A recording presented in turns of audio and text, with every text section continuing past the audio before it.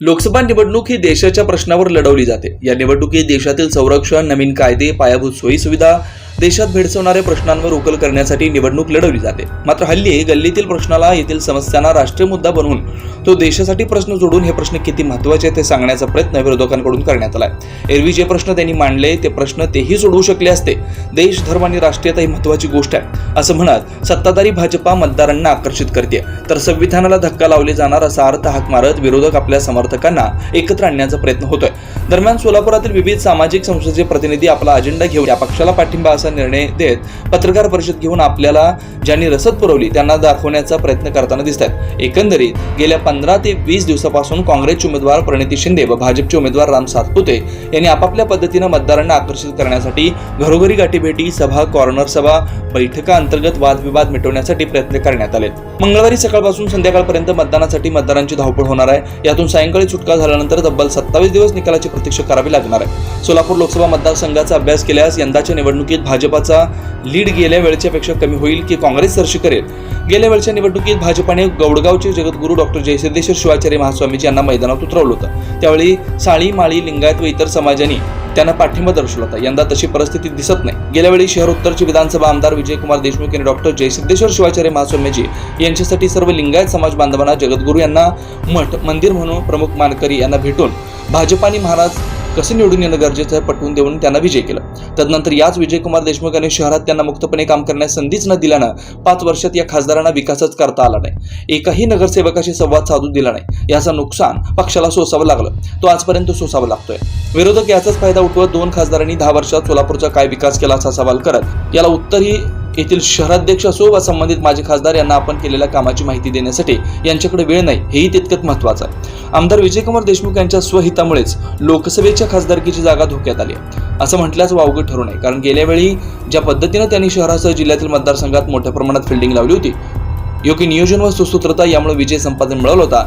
मागच्या वेळी वंचित आणि MIM उमेदवार मैदानात असल्यानं काँग्रेसचे दिग्गज माजी केंद्रीय गृहमंत्री तथा सोलापूरचे सुपुत्र खुद्द सुशीलकुमार शिंदे यांना नवख्या डॉक्टर जयसिद्धेश्वर शिवाचार्य महास्वामीजी यांच्याकडून जवळपास 2.25 लाख मतांनी पराभव व्हावं लागलं होतं। यंदा MIMचा उमेदवार उभे न करता अप्रत्यक्षपणे MIM कडून काँग्रेसची प्रणिती शिंदे यांना पाठिंबा दिला असं दिसतंय। याशिवाय शहरातील मुस्लिम मोहल्ला आणि धार्मिक मंदिरातून काँग्रेसला मत देण्यासाठी प्रोत्साहित करण्यात येत आहे। याशिवाय प्रणिती शिंदे यांना जुने काँग्रेसचे नेते जे यापूर्वी पक्ष सोडून शिंदे यांच्या पाठीशी उभे राहिल्यानं जुनं काँग्रेस एकत्रित किती फायदा उद्याच्या निवडणुकीत पाहायला मिळणार आहे। प्रणिती शिंदे यांची सारी भिस्त शहरमध्ये मतदारसंघासह शहर जिल्ह्यातील मुस्लिम मतदारांच्यावर आहे। शहरमध्ये मतदारसंघात प्रणिती शिंदे यांना MIM यांनी लोकसभा निवडणुकीसाठी छुपा पाठिंबा दिला। या निवडणुकीत प्रणिती शिंदे यांचा यदाकदाचित पराभव झाल्यास पुन्हा त्या याच मध्य विधानसभा मतदारसंघासाठी काँग्रेसकडून प्रबळ उमेदवार म्हणून दावेदार असणार आहेत। याशिवाय शहर मध्य विधानसभा मतदारसंघातून रेनगरसाठी पंतप्रधान नरेंद्र मोदी यांनी मदत केली असली तरी मुख्य प्रवर्तक माजी आमदार नरसे आडम मास्तर थेट पंतप्रधान नरेंद्र मोदी यांनाच टार्गेट करून त्यांचा पराभव करायचा असं प्रत्येक सभेत जनतेसमोर मांडत आहेत। आडम मास्तर यांचा मध्य विधानसभा मतदारसंघात त्यांना मानणारा वर्ग जवळपास 10 ते 12,000 मतदार आहेत, जे मागच्या आमदारकीच्या निवडणुकीत दिसलं होतं। आता राहिला या निवडणुकीनंतर प्रणिती शिंदे यांनी शहर मध्य विधानसभा निवडणुकीसाठी आडम मास्तर यांना पाठिंबा देण्याच्या अटीवर आडम मास्तर जंग पछाडत आहेत, तर दुसरीकडे MIMला सुद्धा प्रणिती शिंदे येणाऱ्या विधानसभा निवडणुकीत मदत करण्याचं आश्वासन दिलं। असं दोघांनाही आमदार प्रणिती शिंदे आपल्या खासदारकीचे तिकीट पक्के करण्यासाठी दोघांनाही कामाला लावलं। तर यदा कदाचित पराभव झाल्यास MIM आणि माकपाच्या बोकांडीवर पुन्हा काँग्रेस येणार, त्यावेळी काय परिस्थिती असणार आहे हे आत्ताच सांगणं कठीण आहे। जर दुसरीकडे भाजपाचे राम सातपुते यांची प्रचार यंत्रणा अगदी मायक्रो पद्धतीने सुरू आहे। RSS कार्यकर्ते व भाजपाचे बूथ वॉरियर्स, सुपर वॉरियर्स, पन्ना प्रमुख, मंडल प्रमुख आदींच्या सह्यानं अतिशय सूक्ष्मातील नियोजन करून असलेलं खासदारकी हातचं घालवायचं नाही या उद्देशानं काम सुरू आहे। वरवर भाजपाला विरोध दिसत असला तरी जनसामान्यांपर्यंत मोदीच्या कामानं मतदार नागरिक समाधानी आहेत असं दिसतंय।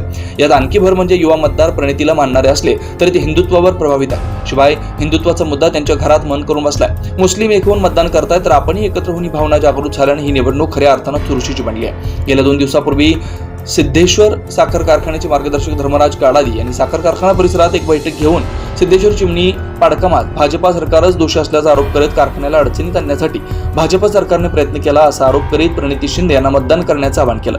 या आवाहनाला सकारात्मक प्रतिसाद मिळाला तर प्रणिती शिंदे यांचा मार्ग सुकर बनणार आहे। मात्र पुढे जे संकट कारखान्यावर घोंगावेल तेव्हा या प्रणिती थांबू शकेल का, हाही महत्त्वाचा प्रश्न आहे। छुप्या पद्धतीनं पाठिंबा दिला असता कारखानाही वाचला असता, सभासदही आता काळावरच सर्व काही अवलंबून आहे. असो, एकंदरीत रामभाऊ सातपुते यांची सारी भिस्त मध्यममधील युवा भाजपा कार्यकर्त्यांच्यावर आहे. याशिवाय शहर उत्तर विधानसभा मतदारसंघातील 4 वेळचे आमदार विजयकुमार देशमुख यांना गेल्या विधानसभा निवडणुकीत मिळालेल्या अधिकचा कितीचा लीड ते देऊ शकतात यावर शहरातील परिस्थिती अवलंबून आहे. याशिवाय दक्षिण सोलापूर तालुक्यात विद्यमान आमदार सुभाष देशमुख आपल्या कासव गतीने सर्व कार्यकर्त्यांना आपली यंत्रणा लावून आहे. अक्कलकोट शहराचे पाणीदार आमदार म्हणून परिचित असलेले आमदार सचिन कल्याण शेट्टी यांनी आपली ताकद दाखवून लोकसभा निवडणुकीत राम सातपुते आपले किती जवळचे ते दाखवण्याचा प्रयत्न करता येणार आहे. या सोलापूर लोकसभा मतदारसंघात ज्या मतदारसंघावर साऱ्यांचं लक्ष वेधलेलं असतं ते विधानसभा मतदारसंघ म्हणजे मोहोळ विधानसभा मतदारसंघ. या मतदारसंघावर माजी आमदार राजन पाटील यांचं वलय आहे. ते ज्या पक्षाला पाठिंबा देतील त्या पक्षाला इथं 50,000हून अधिक लीड मिळतं. आजपर्यंतचा इतिहास असल्यानं भाजपा, राष्ट्रवादी काँग्रेस, शिवसेना महायुतीच्या प्रमुखांनी राजन पाटील यांना आपल्या जाळ्यात ओढलंय. असं असताना राष्ट्रवादी काँग्रेस शरद पवार गटाचे प्रमुख खुद्द शरद पवार, काँग्रेसचे सुशीलकुमार शिंदे व एकेकाळचं त्यांचं तालुक्यातील नेते विजयसिंह मोहिते पाटील यांनी एकत्रित त्यांची भेट घेऊन महाविकास आघाडीच्या प्रणिती शिंदे यांना पाठिंबा देण्याची मागणी केली. दोघांनी मागणी केली असली तरी ते काय निर्णय घेतात यावरच लोकसभा निवडणुकीतील खासदारकीचं भवितव्य अवलंबून आहे. दरम्यान माळशिरस मतदारसंघाचे प्रतिनिधित्व करत असलेले आमदार राम सातपुते यांना गेल्यावेळी तालुक्यातील दिग्गज मोहिते पाटील घराण्यातून त्यांना पाठिंबा मिळाला होता. यंदा तिथं धैर्यशील मोहिते पाटील हे शेजारच्या मतदारसंघातून तुतारी चिन्ह घेऊन भाजपा विरुद्ध लढत असल्यानं सोलापूरच्या या मतदारसंघासाठी राम सातपुते यांना पाठिंबा कितपत मिळेल हाही महत्त्वाचा मुद्दा आहे. एकंदर निवडणुका मंगळवारी होत असल्या तरी खरी 4 जूनच्या निकालानंतर सर्वांना जाणवणार आहे. Shri Markandeya butterfly garden Montessori English medium school play group ते 4थी पर्यंत सीबीएसई पॅटर्नच्या शिक्षणासाठी आजच प्रवेश घ्या. मोबाईल क्रमांक 8668 34 49 79.